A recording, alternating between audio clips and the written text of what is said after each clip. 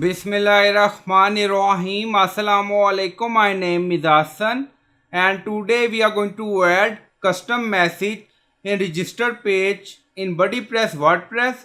So we are going to add custom message in create an account page. Before starting work, it's my request, please subscribe my channel. Thank you. Now back to our work. So this is our create an account page in BuddyPress.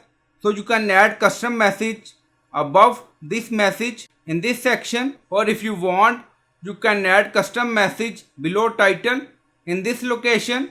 Now go to WordPress dashboard, then on left side you see plugin, so click on add plugin, then in search plugin write WP code. So this is plugin WP code. Insert header and footer we will use.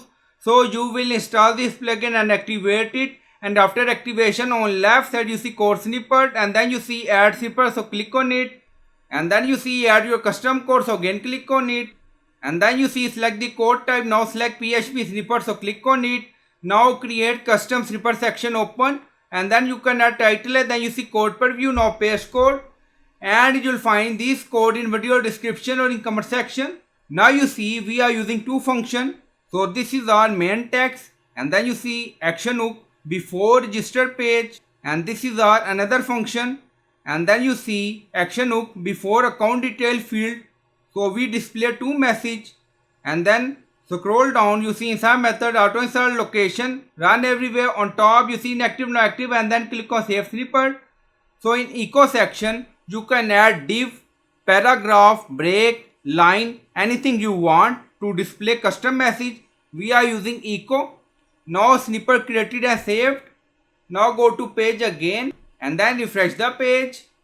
Now you see this is main text that display before registration below title, and then you see this is our another text.